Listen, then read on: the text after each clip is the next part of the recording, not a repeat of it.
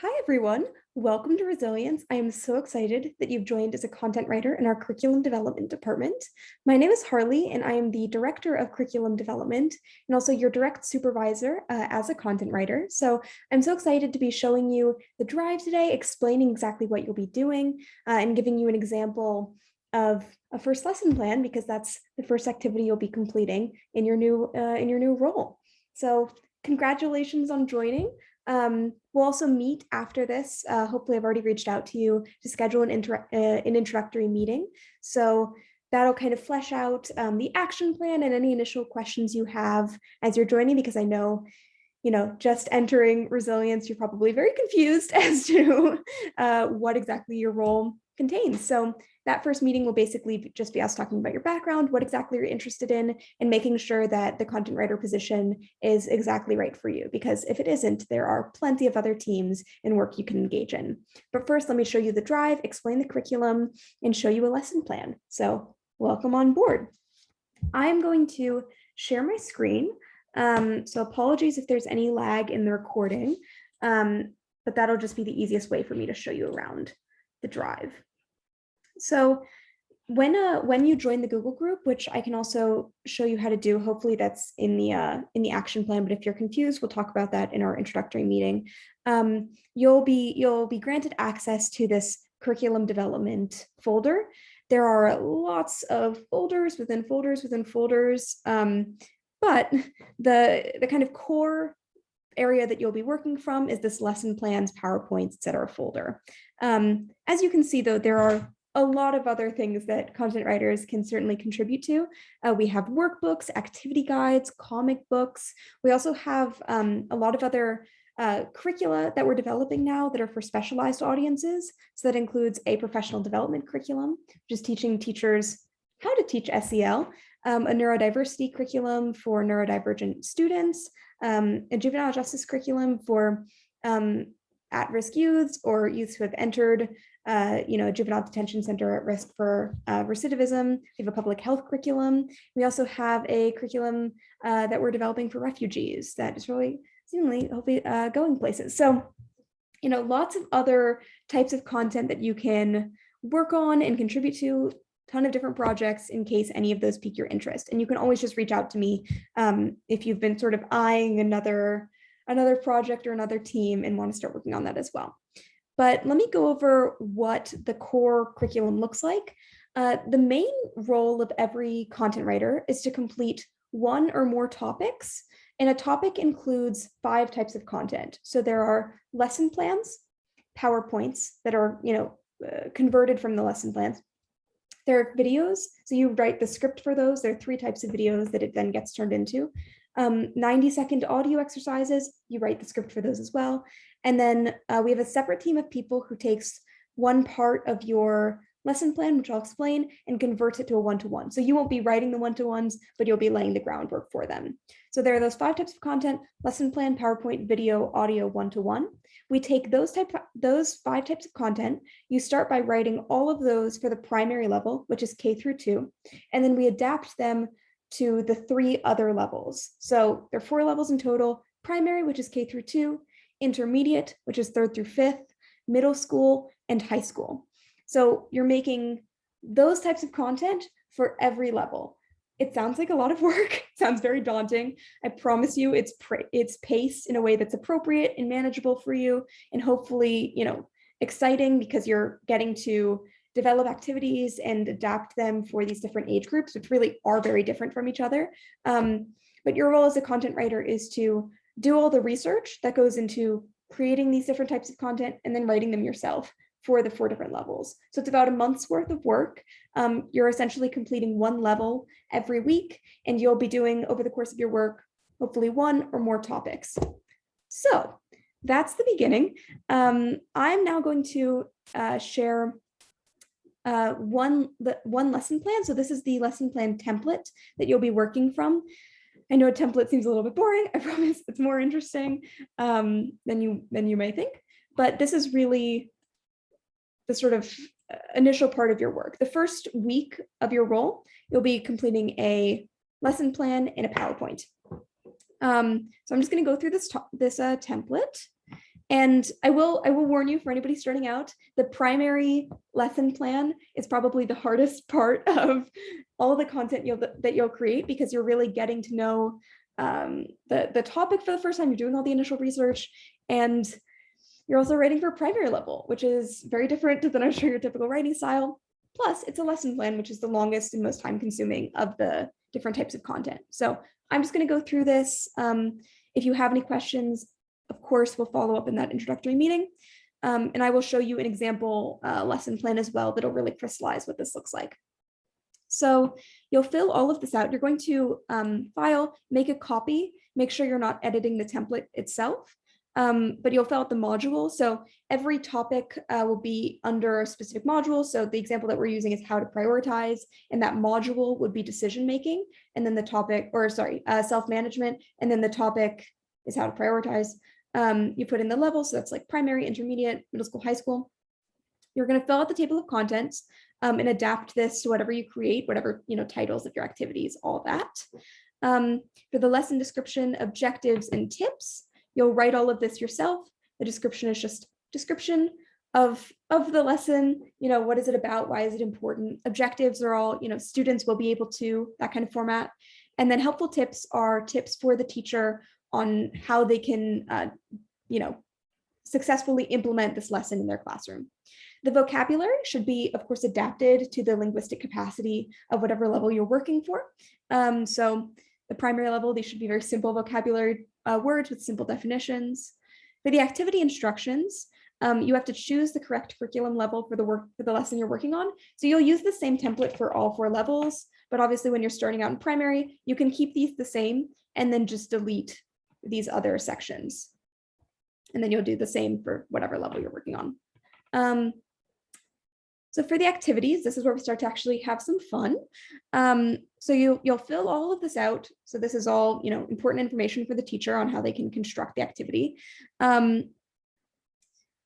This page is really a discussion of how the teacher can successfully implement the activity. So these are like instructions for the teacher on how to do the activity. You get to come up with the activities yourself. So you really do get a lot of freedom and creativity with that. Some of them are games, some of them are, individual journaling, they can be group discussion. There's really an infinite number of possibilities for these. I recommend doing something, balanced, don't have too many individual activities or worksheets versus like group activities. You really want something for everybody in there, so that the teacher can really choose what they feel will be the most successful for their classroom if they don't have time to do all 3.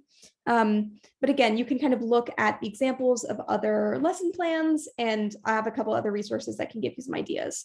So you're not in the dark for developing these. These verbs will probably stay the same: instruct, model, rehearse, feedback. But again, you'll need to adapt all of this to be really detailed instructions for the teachers. And you have to remember, not all teachers, and most aren't trained on how to administer SEL. So you really do want to be detailed and thorough with your instructions. If you're writing, say, give examples of this concept, you should write out the examples for the teacher so they don't have to improvise on the fly, because we want to be giving teachers every tool they can possibly use so they can pick what's pertinent for them. Give me 1 moment.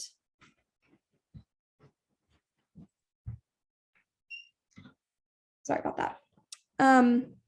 For the handouts, for this section, you get to develop your own handouts. So not every activity will have a handout, but if it does, say that the activity is like a group doing a worksheet together, you need to develop that yourself. So again, I'll show you examples, but you'll end up deleting all of this because these are just instructions for you to develop the handout. Just to be clear, the handouts are whatever the teacher would print to administer the activity. So say you're journaling and you don't want them to journal in an outside notebook, the journaling would be like a page with prompts and then space for them to journal on the sheet of paper. Then we just go through this a couple more times. There are 3 activities and potentially 3 handouts per lesson. And then this individualized support section, this is the part that I really enjoy. I hope you all feel that this is important as well. But the individualized support section is, if a student is clearly struggling with the material, the teacher can notice, pull them aside, and then administer sort of a conversational guide, resources, anything to help that student learn on an individual basis. This is part of our multi-tiered support system, MTSS, and it's very important to making sure that every student's needs are addressed, even if they can't operate successfully in the larger classroom setting. So the individualized support section, you'll want to come up with a few activities for the student to do on their own or with, one other peer. And then also, you want to put in some other resources. So books, videos, guides, anything else that other people have developed that can also help flesh out this, this support for that student. And my example for this is, say your topic is embracing change and that student is struggling with a lot of dysfunction in their family. Maybe their parents are going through a divorce. So change is a very sensitive topic for them at that time. For that student, they might really be struggling to engage in a game with their peers if it's really hitting home. So the teacher would want to be able to pull them aside and then give them some individual activities that are probably more trauma informed and sensitive to help them, learn this topic successfully. Sorry about any background noise. Then finally, you have this quiz. So the quiz will have anywhere from 4 to 5 questions. These are simple, but they're important content checks. And we do use these in some schools for data collection to just make sure that students are getting the material. So, it's important to put some thought into these. And then you have your quiz key and just your resources and references. I really recommend Scribr. You can just put in the URL and get an MLA citation back. It's super convenient. And that way, we're putting out good citations. And in terms of the quality of the resources, make sure you're using good websites. You want it to be a balance between things that are accessible for the teacher and also high quality. So you're all, college students and above, and I'm sure that you have your discretion about that. A couple formatting things, keep this footing the same. And there are some fonts that change between these. That's just because this is a more student appropriate font. So just keep some of those formatting things in place. Let me just show you an example now. So this is an example of a primary lesson plan. This one is very worksheet heavy, but I like showing this because worksheets can be some of the most daunting parts of this. We have workbooks, which are an aggregate of a bunch of different worksheets. So I tend to de-emphasize the use of worksheets in lesson plans, but it just gives you a good idea of how much flexibility you have within the template. So obviously she put in a description, some objectives for the students, helpful tips. A whole folder of these will be available to you. So that's why I'm kind of skimming through it. It's for K through 2. So she's defining an activity and planning, right? Activity instruction, she took out the other ones because this is a primary lesson plan. Then her activities, these are pretty detailed instructions for teachers. You also have that other instruction section at the top as well. These are some handouts. So, journaling, time management tips, connecting with other life responsibilities, incorporating some drawings. So there's a lot of variety for students in terms of what they're interested in. Just going to kind of scroll through these other examples really quick. She included a quote of the day. That's always fun. Okay. And then we get to the individualized support section. She came up with a couple of other activities for students to do on their own. And she also had a handout for this, which you don't have to make, but might be relevant. So one thing I will note, the one-to-ones, which I mentioned earlier, is that 5th type of content, the framework for that is developed in the individualized support section. So we have a team of 3 people that takes what you write in the individualized support and then adds how a peer or a parent could facilitate that same conversation, because the individualized support is really just for teachers pulling aside their students in class. We want a peer to be able to have that conversation with other students, and we want a parent to be able to have that conversation with their child in case they're experiencing additional difficulty. So that's why this is really important, because that becomes the frame for an entire other type of content. And then the quiz, pretty simple, but clearly checks content, and quiz key and resources and references. So that's the lesson plan. I think the bulk of the work tends to be making sure you do appropriate legwork and research so that you really have a good understanding of your topic and what other resources are out there. And then you take your lesson plan and you convert it to a PowerPoint. We have templates. The templates are different for each level because the design has to be obviously appropriate. A high schooler is going to need a different style of PowerPoint than a primary student. So, the template for this is a little bit different. It's basically just a finished PowerPoint that then you'll go through and replace the information for. Again, file, please make a copy, so we don't have to like go through the version history and all that. So, you know, if your topic is how to prioritize, you replace this title with how to prioritize, you know, whatever the module is. This is going to be your table of contents effectively. Keep this slide. And for all of them, there's a slide that's like why SEL. That won't change from topic to topic. This will be the same. You know, you'll replace this sentence. These will be your objectives. We have vocabulary here. Again, this is pretty simple, but I'll just go through it quickly. And then, you know, keep the discussion page, or like keep these sort of headers, but like change the activity title, whatever it is. These will just be your activities. I have a few extra pages in here for, you know, if you want to put the handout on the PowerPoint. Most of the time we really do want to keep the handouts in the PowerPoint because, you know, some teachers don't have resources to print materials, or they don't have access to, you know, good quality printers or paper. There are printer jams all the time in these schools. So it's just a nice other way, you know, if students have a Promethean board for them to be able to fill it out. And that's, you know, that really gets at the difference between these two things. The lesson plan is a description of the lesson for the teacher. So that's why so much of it can be written in teacher appropriate language. The PowerPoint, on the other hand, is for them to be able to put it up on the board for all of their students to see. So the entirety of the PowerPoint needs to be written in whatever language is appropriate for your audience. So whereas like for, you know, social emotional learning, this description, right? This can be longer form for a teacher. In the lesson plan for students, this really needs to be very simple so that primary students can understand it. So have a few extra pages for the handouts. Have our third activity here. Again, we have a handout page. The review of concepts is just the vocabulary put in again, so the teacher can kind of go through quickly. And then finally, we have the quiz. The quiz key will just be the same slide as the quiz, but you've like bolded and underlined the correct answers. And then finally, we have our resources and references in case the teacher wants to refer to it or look at any of the resources, you know, for their own edification. So that's the PowerPoint. The lesson plan and PowerPoint will basically take up your first week of work. Let me show you really quickly. I'll also send out this, which, you know, my older content writers have been spammed with this resource plenty, but it's very helpful. We can't take anything from it for copyright reasons, but you can peruse through grades, which is really great because you can kind of get a sense of what language is appropriate for each grade and maybe some activity ideas. It's just a good resource, and there's a lot of stuff out there like this, so it's not like you're kind of going at this alone. So again, it'll be basically a month for the whole topic. The lesson plan and PowerPoint will be due on the same day, and that will be typically about 5 days to complete. And then the video and audio script, which are the other two types of content you're making, those will be about 2 days to complete, and you'll have those due on the same day. So we'll meet, we'll decide your topic together, and then I will send you a follow-up email with a ton of different stuff, including the topic and a schedule. So you'll have that scheduled for the whole month. And you know, I like to stress that deadlines are flexible.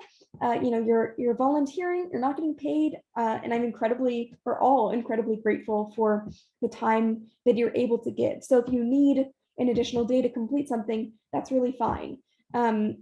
Just tell me, because I can't anticipate that. And you know, I find that if people don't tell me, it just doesn't get done anyway, but then I don't find out about it. So much easier for me if you let me know.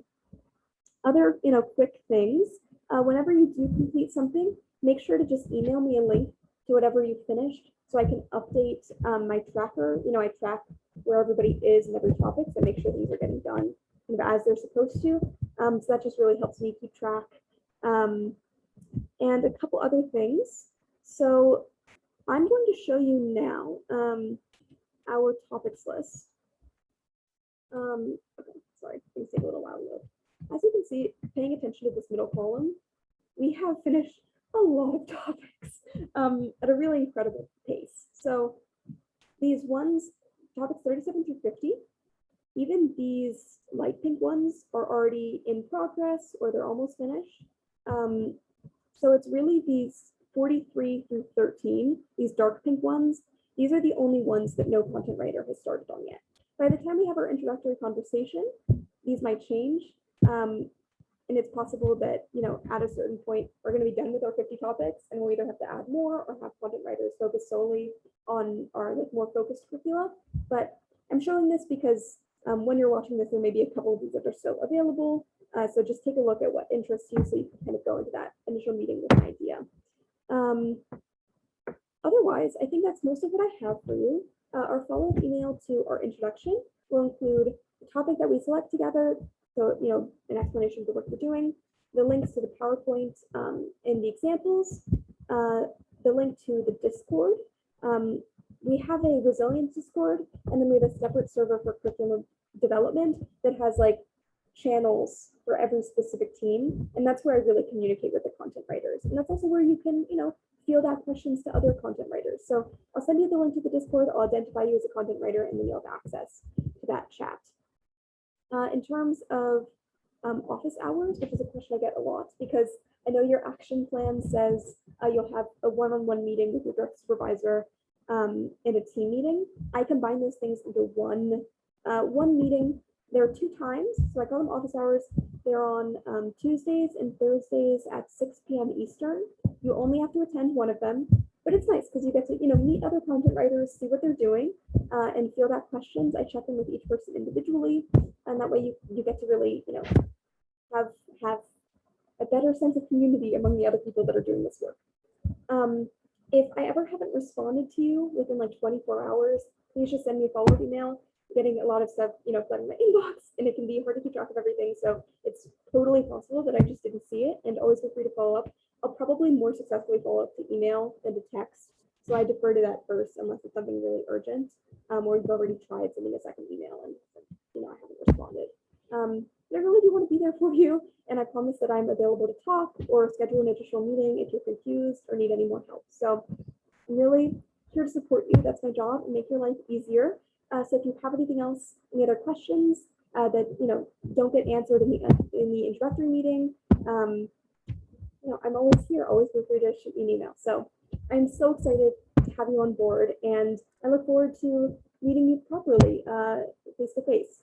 And that's all I was good. So let me know if you need anything. Have a good day. I'll talk to you soon.